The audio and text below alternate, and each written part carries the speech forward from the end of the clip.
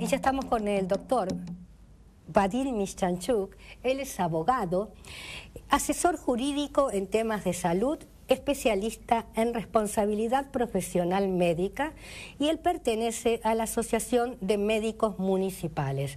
Yo sé que este tema va a dar mucho que hablar. Va a hablar acerca de mala praxis. ¿Cómo te encontrás, Vadim? ¿Cómo estás, Ana? Un gusto tenerte en el programa. Igualmente estar acá con ustedes. Y para hablar de un tema que no se habla mucho, no sé si se teme, si no se sabe, si se desconoce. Mira, es un tema tabú, porque involucra muchas cuestiones. La verdad es que yo prefiero, en vez de hablar de mala praxis, prefiero decir que estamos frente a una situación que se viene dando, un aumento en la cantidad de juicios contra los profesionales de la salud, y esto se debe, y voy a retomar un poco parte de lo que dijiste al comienzo del programa y lo que hablábamos antes de empezar el programa, se debe a que hay una ruptura en la relación médico-paciente y se debe a que no se trabaja en la prevención. Vos bien lo dijiste cuando empezaste recién el programa, hay que trabajar sobre la prevención, porque los juicios de mala praxis tienen dos lados: la supuesta víctima de la supuesta mala praxis y el profesional de la salud víctima de un juicio, que no es nada grato para un profesional de la salud vivir 5, 7 o 10 años sometido a un proceso civil o penal. Entonces me parece que hablar de mala praxis nos tiene que llevar a dar un paso más adelante. Estamos en el año 2014. Esta problemática empezó hace mucho, ya por los años 60 en Estados Unidos, y tuvo su eclosión acá en la década del 80, 90. Tenemos que hablar de prevención, Ana María, y tu programa y vos sos especialista en eso y en los problemas de la sociedad que tienen que ver con la salud. Y hablar de prevención nos tiene que llevar a hablar de el error médico, no como un tema tabú, porque a veces el error médico no tiene nada que ver con la mala praxis, tiene que ver a cuestiones de infraestructura, cuestiones de insumo, cuestiones de mucha demanda, mucho paciente para poco médico, y para un sistema de salud que ha roto la relación médico-paciente. Tanto el público como el privado, los sistemas estoy hablando, se han alejado de esa relación del médico de cabecera. Entonces hay que hablar de prevención, hay que hablar de error médico. El error médico está descrito en toda la bibliografía médica, hay que informarle al paciente, y hay que hablar de la seguridad del paciente. Y con todo eso yo creo que vamos a ir bajando la conflictividad que existe hoy entre los pacientes y los médicos. Bien, Vadim, ¿vos pensás que actualmente hay más juicios de mala praxis? Sí, año tras año, por trabajar en la Asociación de Médicos Municipales y por tener dedicación exclusiva a temas de responsabilidad profesional médica, te digo que sí, que año tras año sube la cantidad de juicios civiles y penales. ¿Por qué? Porque hay más, de pronto más operaciones, más asistencia, más que, o menos que. Te digo, no hay más errores médicos, no hay más prácticas que se alejan de la buena práctica, eso te lo puedo asegurar. Bien. Lo que hay es una ruptura entre la relación entre el médico y el paciente. Hay una sociedad más conflictiva, hay una sociedad más querellante, hay una sociedad que exige más el cumplimiento de sus derechos, y hay una sociedad tendiente a judicializar las cuestiones. Y más agresiva. Mucho más agresiva, lo hablábamos en programas anteriores, la violencia que vemos en los hospitales. Sí. Todo eso es un combo explosivo que lleva a que las demandas y las denuncias por mala praxis aumenten. Por eso es que este tema no hay que esconderlo abajo de la alfombra, hay que hablarlo. Por eso es que celebro que vos hayas decidido tocar este tema y que me hayas invitado, porque esto hay que hablarlo, porque la única forma de solucionar estos problemas en pos de los pacientes y del profesional médico, que entra en un estado de burnout total frente a la amenaza del juicio y el juicio en sí, hay que hablarlo, ponerlo sobre el escritorio, decir qué pasa, por qué aumentan las demandas, hay más errores médicos, de qué tipo, dónde se puede estar fallando, en qué se puede mejorar. Así que sobre eso hay que trabajar, por eso es que acepto tu invitación para seguir trabajando en estas cuestiones. Vadim, por ejemplo, vos como abogado, ¿no?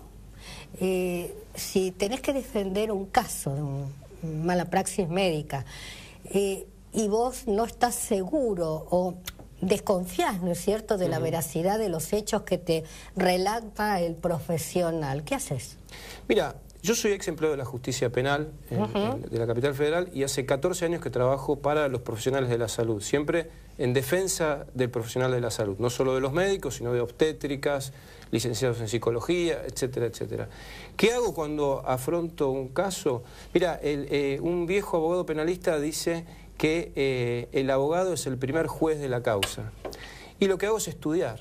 Lo que lo que debemos hacer cuando nos enfrentamos a conocimientos que no son de nuestra materia. Es decir, yo soy abogado, soy especialista en leyes y en jurisprudencia. ¿Qué hago? Estudiar.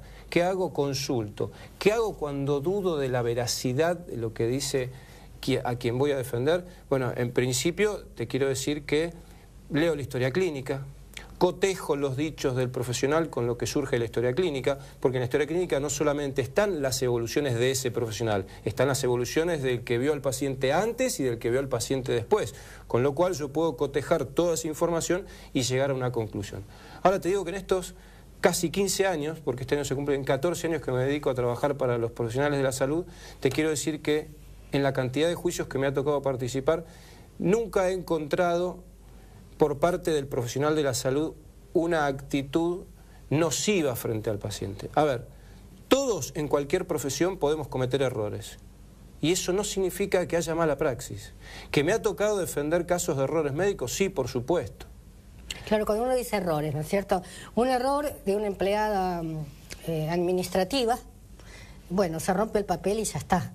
Pero un error de un médico es un error con mayúsculas. Claro, sí, pero vos sabés que a veces los errores médicos están originados en errores administrativos. Por ejemplo, me ha tocado defender un caso de un paciente que han operado con la ficha de otro paciente. Esto es tremendo. En la bibliografía médica está descrito, es decir, una pierna por otra, una cirugía de un brazo por otro, un ojo por otro, y eso es un error de una empleada administrativa que deriva en un error médico. Por eso hay que investigar, por eso no hay que prejuzgar. Por eso no hay que decir mal resultado igual mala praxis. No, mal resultado, bueno, veamos qué pasó. Pudo haber habido un error médico. ¿Qué especialidad suele tener mayores juicios? Bueno, históricamente... porque la cirugía estética está bastante en este momento cuestionada, ¿no? Está bastante vapuleada, pero el paciente de la cirugía estética es muy particular también, ¿eh? Es muy particular. Pero vamos a las líneas generales. Históricamente la especialidad que mayor cantidad de juicios tiene es la obstetricia, porque son dos pacientes y por las expectativas que se ponen en ese nacimiento, ¿no es cierto? Es decir, que históricamente la obstetricia es la que lidera generalmente las estadísticas.